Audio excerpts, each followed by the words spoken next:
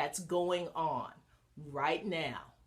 If you have a teenager, it's like a little lipstick there. Okay, no, I'm not getting distracted. If you have a teenager, someone who is preparing, oh, hello, Ann, how are you? Hello, Ann. If you have someone who's preparing to go to college in 2017, 2018, 2019, and beyond, here's the deal. A couple of years ago, the College Board announced that they were changing the SAT. And they talked about the different things that they were going to do. Because what had happened was the ACT had overtaken the SAT as the most popular college admissions test. Now, did you guys know that? Put a 1 if you were surprised by that fact. In 2012, the ACT became the most used college admissions test. Absolutely.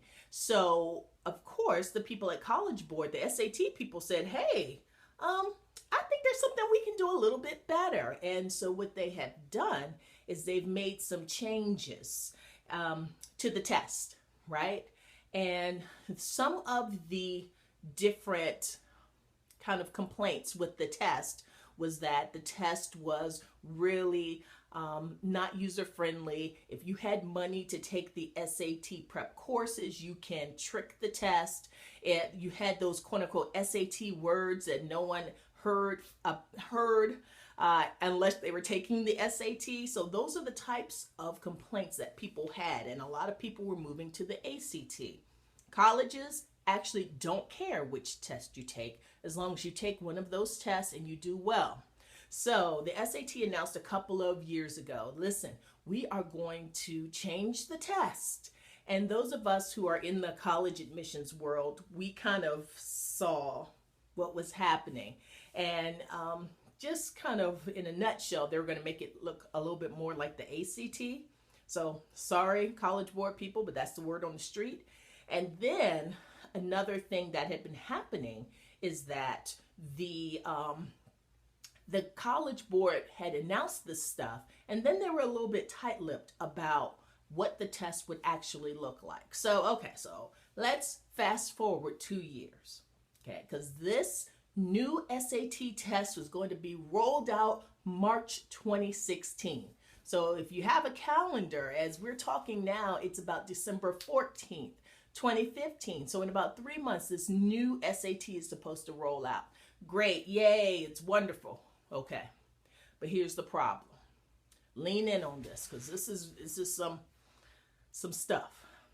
Students took the brand new PSAT in October, and the new PSAT is supposed to mirror what the new SAT looks like. Okay, so a lot of people were looking to get information, insight, etc. from that new PSAT. That was taken, as I mentioned, back in October, something like October 14th, something of that nature, right? But what has happened is the scores haven't come back. The scores have not come back. It has been a couple of months, usually takes 4 to 6 weeks or so. The College Board kept pushing the date back and said, oh, well, we're not quite ready yet to release the scores. The scores have not been released, and in fact, the College Board has come out with some information that says, guess what? We not going to release the scores until mid-January, everybody, for the PSAT. And now a lot of people are freaking out. Why? Because if you have a high school junior, okay, if you have a junior, the PSAT can be very, very important. It can be what's used, it is what's used to find out, hey, Mom's Prep, to find out who is eligible for a National Merit Scholarship Award. Okay, so that's why the PSAT is so important. And number two, the PSAT, oh my goodness, Ann, is a hot mess, but that's okay. Calm down, I'm here. I'm going to help you through this.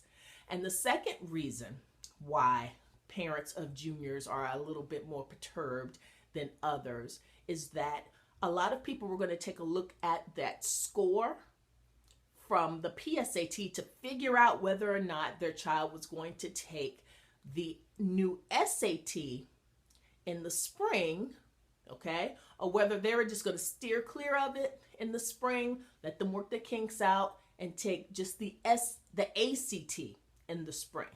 So it's a lot of stuff to think about, a lot of things to figure out. And the game plan for a lot of people was to get the scores back from this PSAT and then go forth from there. However, a lot of people's plans got jacked up. It's like the College Board is almost like the Grinch, okay? Heart 2 sizes too small, okay? Scores 2 sizes too small. In fact, non-existent. So the College Board has announced that they are not going to release those scores until mid-January. On one hand, I get it. You don't want to release scores that are not right. On the other hand, a lot of people are really getting fed up with the kinks and the delays in the system. So for those of you all who just joined, I'm going to recap. My name is Sia Knight. I'm the College Savvy Coach. I help busy families plan, prepare, and pay for college. And most importantly, what I help families do is I help them figure out the process so that you can know how to position your child, your student, so that you can get the maximum amount of scholarships and financial aid. So I'm not a financial guru, a college planner, and if you haven't gotten all of your, ducks in a row in that regard, I'm not going to beat you up. What I am going to do is I'm going to help you position yourself and position your child really in order to get that free money. That's what I do. Come and visit me on collegesavvycoach.com, which is my website, and you can get all things college prep on collegesavvycoach.com. So the topic that I was talking about today, for those of you all who have joined me, is the delay in scores from the PSAT. Now, this is very important. If you know someone who has a high school junior, sophomore, freshman, make sure you share this broadcast. Make sure you share this information, because what I found with families is that people are just overwhelmed with information. Nobody kind of knows what's going on until almost it's too late. So that's what I want you all to do. I want you to help me spread the word about this information. So here is what I am going to kind of suggest to the families that I'm working with. And I'll give you this information for free. Take the ACT.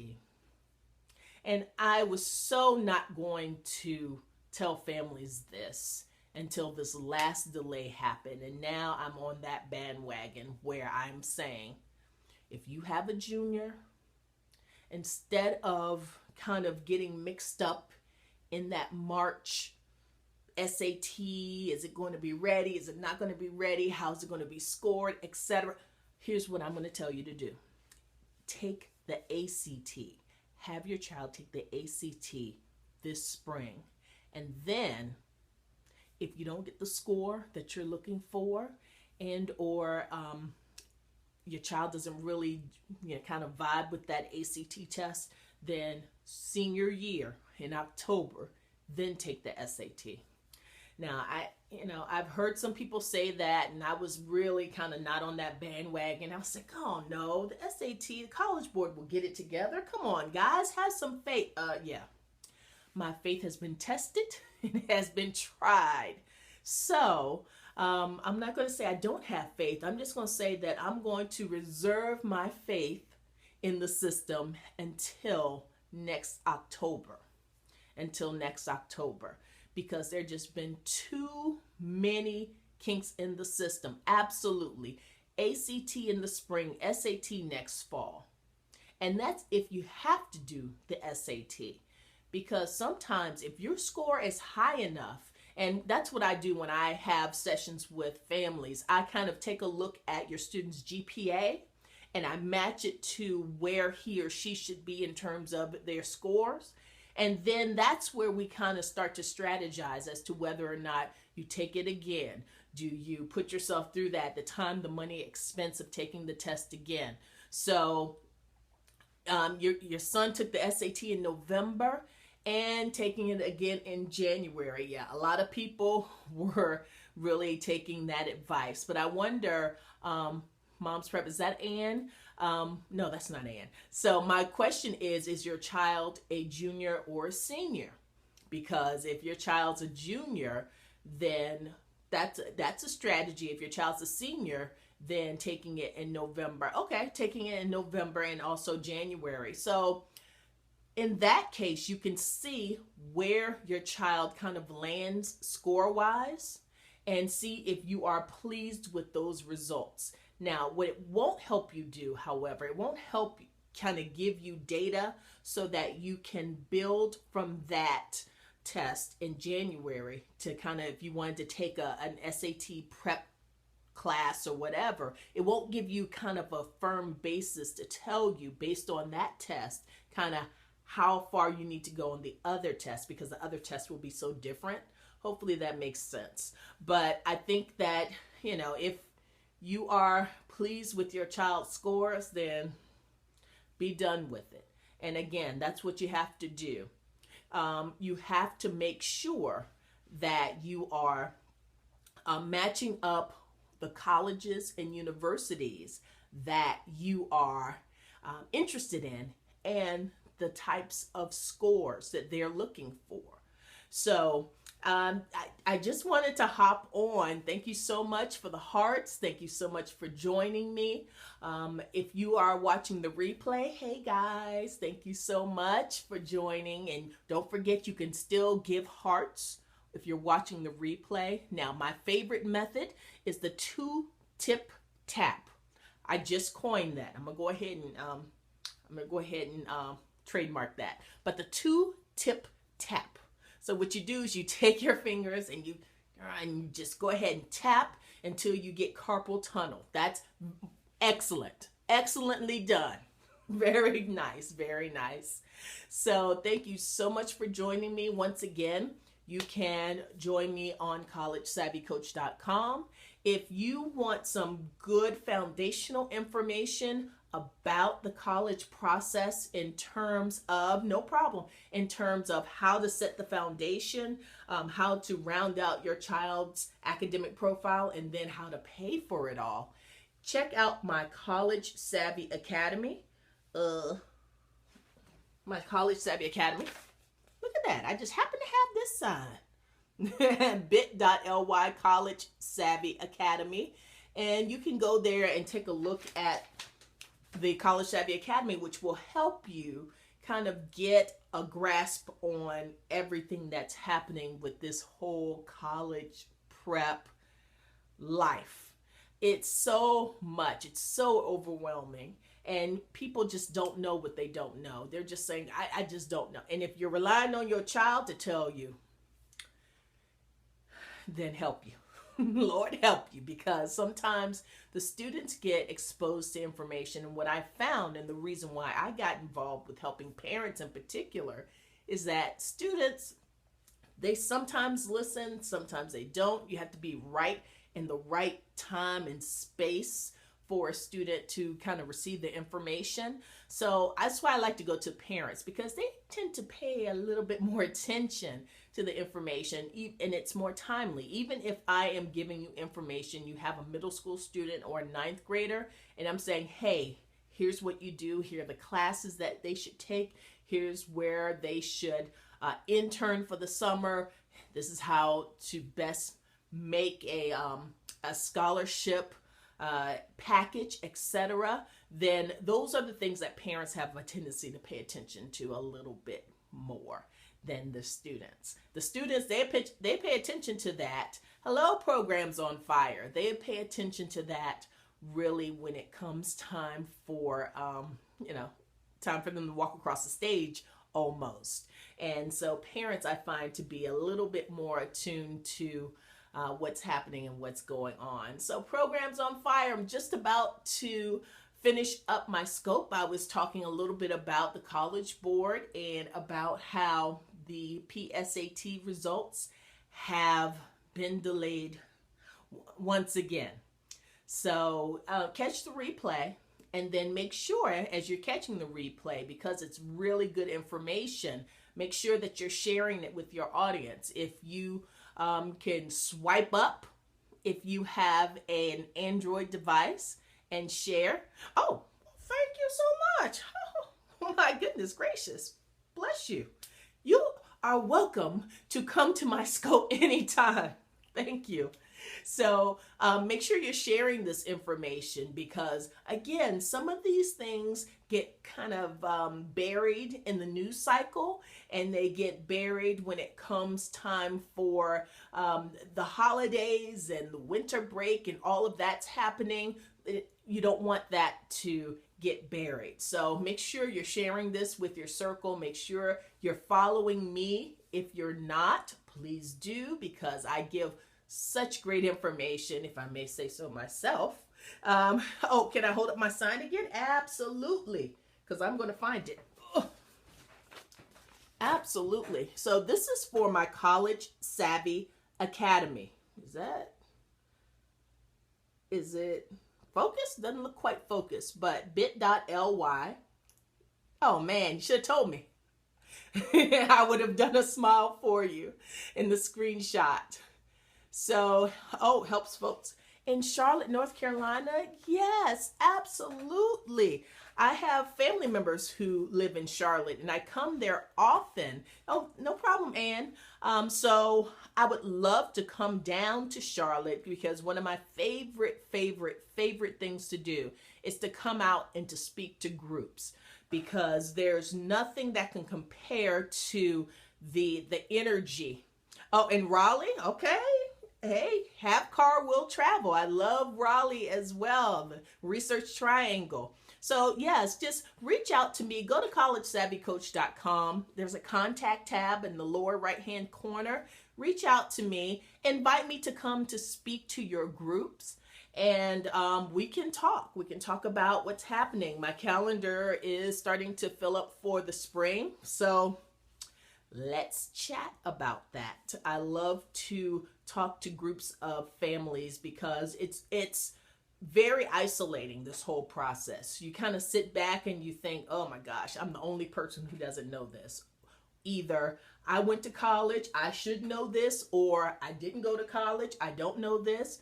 But the truth is, things change so dramatically every 5 to 10 years. I went to college, but guess what? If you're relying on the information I had in 1991, you are going to be really and truly in a bad space. And actually, a lot of students get bad information because of that as well. So it is time for me to wrap up this scope. Thank you so much, everyone, for joining me. And make sure you visit me on collegesavvycoach.com.